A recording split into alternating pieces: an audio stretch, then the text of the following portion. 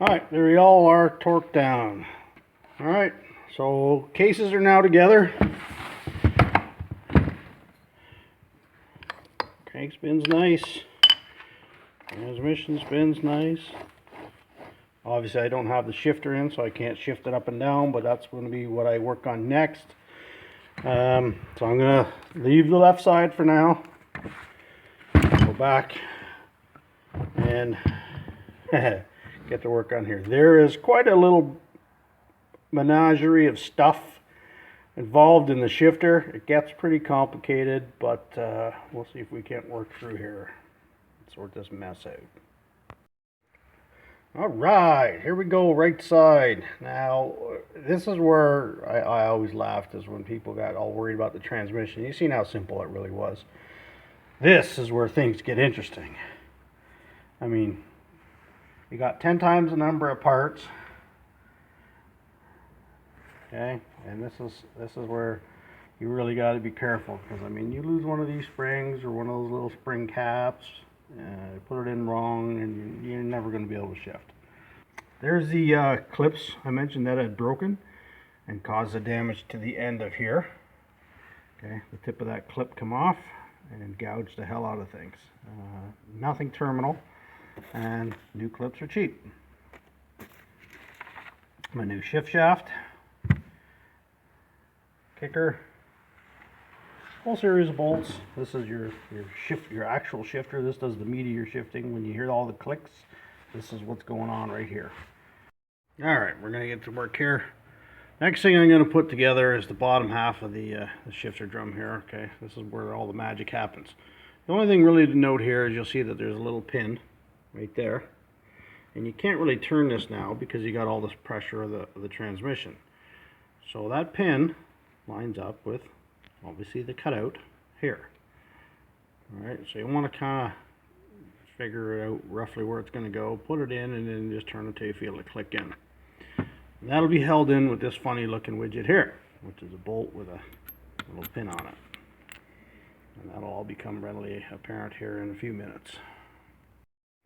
Alright, torqued 22 Newton meters, or sorry, 22 pounds, 30 Newton meters. Alright, and that'll be a 12 millimeter. You'll probably, like me, need a deep socket to get in there.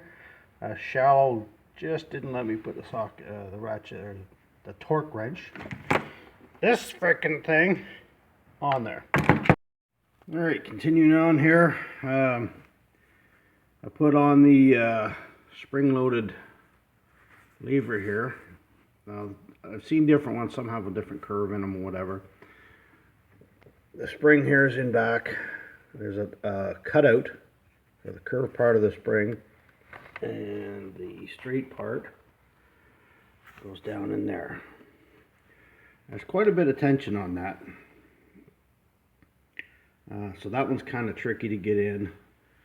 You kind of have to put the spring on the lever first, and there's a bit of a tower where the screw goes, and you got to kind of be careful as you're screwing it in, because if you go crooked you're going to screw your threads, and you're fighting the spring the whole time. So what I did here was I just took a screwdriver. A little dark in here today. I just took a screwdriver and put it into this little hole here, and that allowed me to, as you can see, just put a little bit of lever tension on it, and then I put the screw in. You know you're right when you have plenty of spring tension. And what that spring does is, in behind here there's little detents, and that's what actually lines up what gear you're going to be in. Alright, one of the trickier parts to the shifting system on these things, and it's not really hard, it's just that you're dealing with a lot of little parts and springs, right? So you got these little hats that go over the little tiny spring, and as you can see the size of my finger how big you're dealing with, and then you got these little levers that sit in here, and they're engage into here. So basically when you get your springs and everything in, it goes in like this, and when you hit your lever it allows it to rotate in one direction and then not the other and lock. And anyway, you get the idea. The thing about it is you have to hold everything in place with this bracket, which then bolts in here. And obviously I'm not going to be able to film a whole lot of it because it's a two-handed job and then some. I'll try to get some shots as I get things put together to show you here.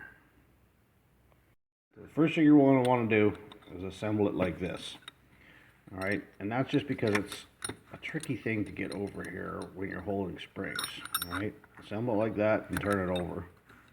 And then you can deal with your springs and your little levers here. Alright, so there's your springs in. Focus, there we go. There's your springs in. You can see you got the little hats on your springs.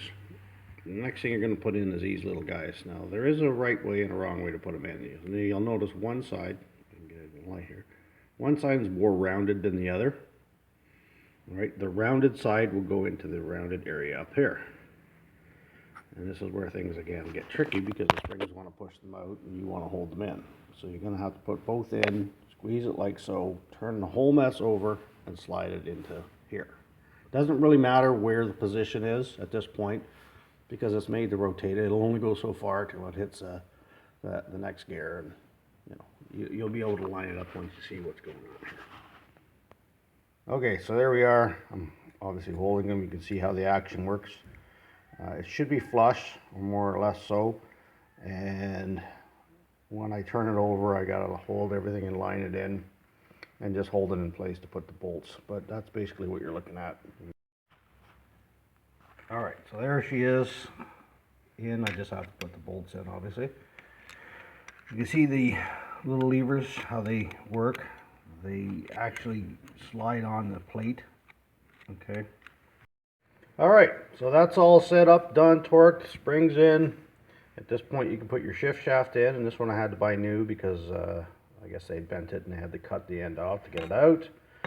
It does not come with the spring and the Teflon collar here, so you have to put those in. No big deal. You can see how it goes. Okay, when you put it in, that gap in the springs is actually going over. This is the other end of the pin that holds the two rear shift forks on.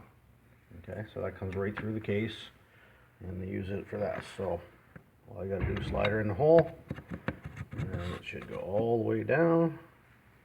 And this is where we'll come through on the other side. You can see it's already poking its ugly little head. Okay, it's a good idea to change that seal if it looks to be damaged at all. And the thing with this part is, because that's protruding through and the way the engine sits, it's actually hitting the table already. So you're going to be fighting with it, trying to figure out why it won't go. You got to stand the engine up at that point. And you can see it'll go all the way in. Just gentle little persuasion with a thumb. All right, there it is, sticking all the way through it. Now again, if I lay this back over, it pushes it back out. So you're going to fumble with it if you're not careful. There you go. That's all there is to it. So now if I was to put my shift fork on, or my shift lever on, and cycle it up and down, I should be able to go through the gears. So at this point, I'm going to do just that, just to check before I go any further, to make sure everything in the transmission is functioning the way it's supposed to. Okay, good news. Shifted through all the gears. First, getting down in the first is a little tricky. Remember that you got to rotate the input shaft as you do it, because otherwise the gears aren't lining up, and obviously with the engine running, it's rotating pretty quick. Yeah, don't get frustrated if it's not going right away. It will, if everything's working right. Yeah, so all the gears cycled. I think what we're going to work on next is the kicker assembly here. They're really not that complicated. Just make sure it's, all your teeth are in good shape, your spring's not broken. You can see here the bolt is already in this one from the where the kicker goes on. You do have to rotate the springs and stuff to line them up. Okay, when you look in the housing, you've got the large recess back here and then a little recess here. Okay, the large recess is for this part that will rotate when you kick and then come back home. When it's home, it hits up here. The small recess is for that spring right there. Okay, so you want to get these kind of into a position where they're lined up. You can see that spring rotates kind of freely. So yeah, just line it up. That's the tricky part. This spring here you can actually put in later. You can rotate it in there and it goes into that hole.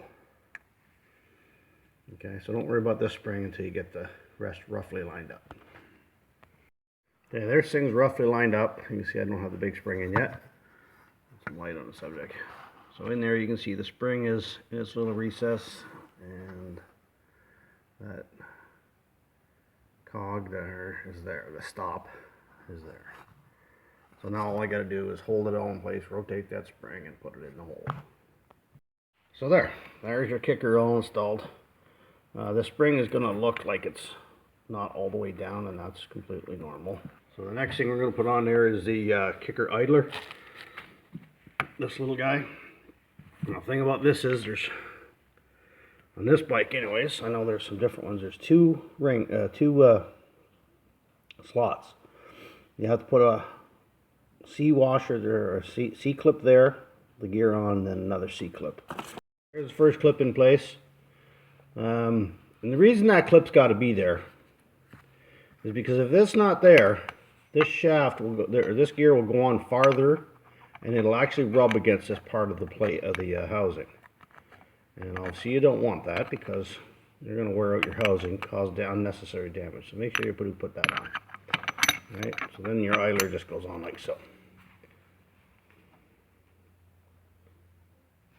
And in this case, because this isn't all the way in yet, because I haven't cycled it, that's actually out a bit and it's interfering. It shouldn't normally interfere unless you're being kicked. It should be more like this. And again, once I get this cycled a bit, that gear will swing all the way back into the housing the other way. Okay, so there's our idler gear with the second clip in. You can see I cycled the action here and then pushed the gear back in all the way on the kicker, and you can see how it's rotating freely.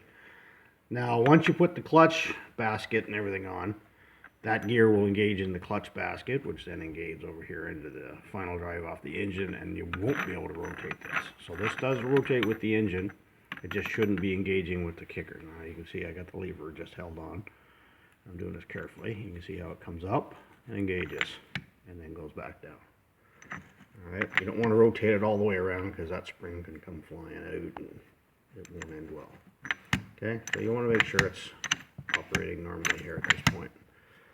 Right, so a couple of cycles and it's spinning fine.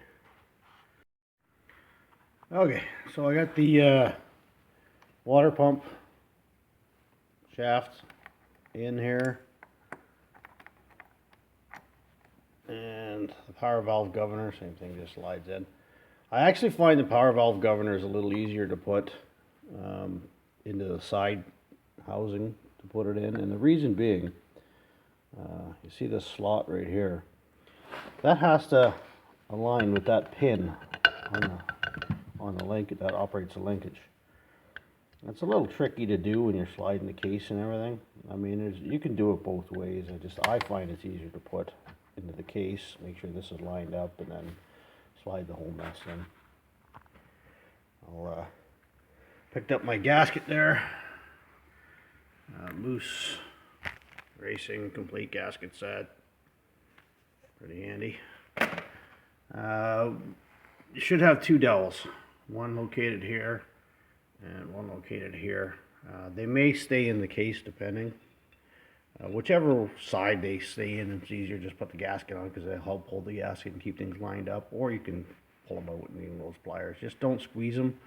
They're really thin, and if you make them off oval shaped, you're never going to get things together very easily. So be very gentle with them. If they don't want to budge, then just leave them. You don't really need to take them out. I wouldn't recommend it anyway. So I'm going to go ahead and slide that side cover on. Alright, side cover's in place. Not too bad honestly. The seal back here, you kind of have to push into the case with your hands like this and do the front at the same time and just go back and forth. Obviously you're going to have three gears here trying to all line up, and what I found is easy is just gently rock that crank back and forth like this as you're pushing the front in. just to wiggle the gears, and it'll go in and fairly smoothly. Like I said, you just got to go a little bit at the front, a little bit at the back, a little front, a little back, and you'll get her in. Water pump's all lined up, power valve governor's in, linkage didn't bind on anything, so it's good and free. Now I just got to put bolts in. Okay, side cover bolts. You have 6 of them here that are about 1.5 inches long, and 2 slightly longer ones.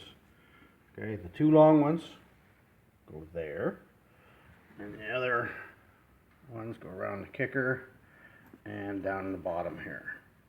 All right, the water pump bolts, some of those ones are pretty long. They go through the housing and through the case and into here.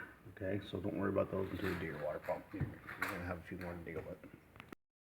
All right, water pump impellers on. Housing's all cleaned up. Gasket's in place. Put the gasket on the housing because you've got these 2 little pins here and here, top and bottom, to just to help keep the gasket in place as you're going.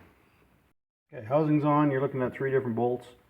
The big long ones, as I said earlier, were because they go through the housing, through the side cover, and into the case.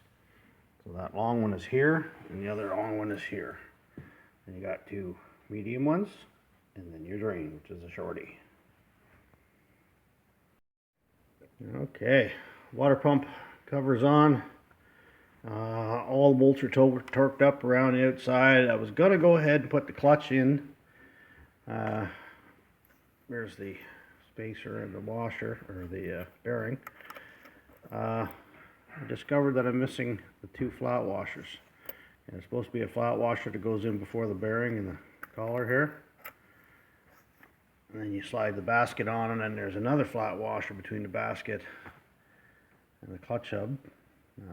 Both of those are missing from my pile of bags and bins and baskets, so they're not a big deal. I just obviously got to go get them, but it's Easter Monday now and nothing's open. So be a couple of days.